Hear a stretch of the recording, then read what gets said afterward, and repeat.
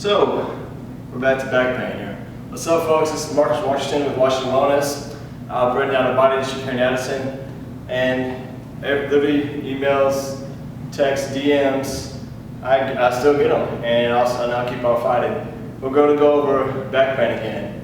What is the underlying issue of back pain? Well, to explain the quick anatomy here,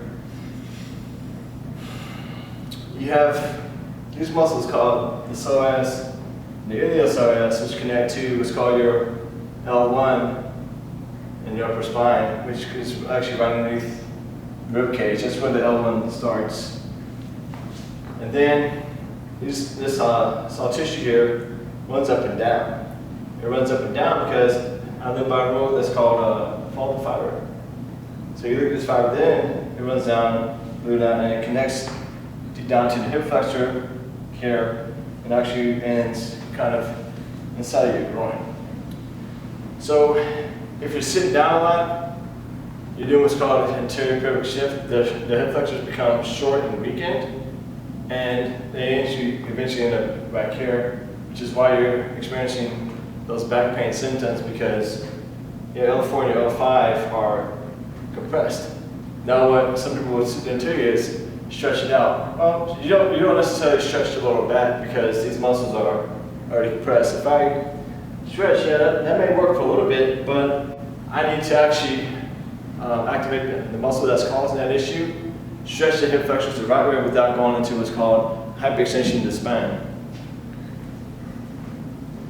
So what I meant by hyperextension of the spine is a lot of times I see people stretch the hip flexors up like this. Well, what you're actually doing is you're training the degenerative pattern.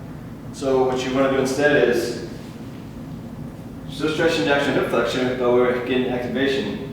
See how my hip is kind of turned out? I'm just going to pull the hip in. And we're going to keep the spine nice and neutral. And we're going to activate our TVA right here. Now we're going to hold about a minute per side, depending on the severity, what I call the severity of the case. Two, you can also test your mobility in the hip flexor itself.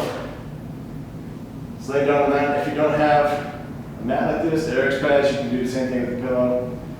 Now, if your tilt's pretty bad, if you can't, you should be able to just barely get your fingers underneath your lower back. If you're way up here, that's a bad thing. We don't want that. So if we want the spine to be nice and flat to the ground as far as you can go, just laying down comfortably. And then from this position here, we're just going to activate the lower abs, and we're going to bring our leg up as high as possible. Now, my mobility here is actually pretty good, but what I see a lot of times is people will actually come right here, which is also related to, if I push my hips back, way back here, and I'll exaggerate, this is literally as far as I can come. And so that's going to affect our daily mobility patterns, energy levels, and some chronic conditions get actually worse.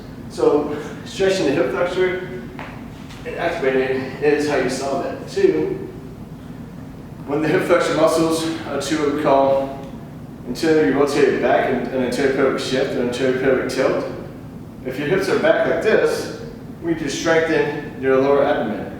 Now we're going to strengthen it the opposite way. Sounds kind of weird, right? But that's what we got to do. So I have the tubing here. My trusty tubing is about 25 pounds of tubing. And what I'm going to do is, this is an exercise that you do at the house. You start here. I know this is kind of funky, but we go into a tabletop position, and then from here, we're going to press back into the band. We're going to activate our lower abs. Now we're going to hold here for right around 20 seconds at a time. If you can't do it for 20 seconds, go for 10. Or two, if you're really chronic, go just your body weight here, no tubing. So hold it here. After that, we keep it nice at your spine. Push back against the band. Pause 2 seconds. And release. Now what this is going to do is it's going to strengthen muscles in the lower back. We're getting the hip flexors to go away from that degenerative pattern. So the band that you make, what I do roughly right around what I would call 10 reps at a time. So hold 20 seconds to 10 seconds. Push off that band for 10 reps at total. Repeat it for 3 times. The next one is the kettlebell dead bug. But first, before we get to the advanced version, aha, got you. We do it without the weight. So your dead bug is right here.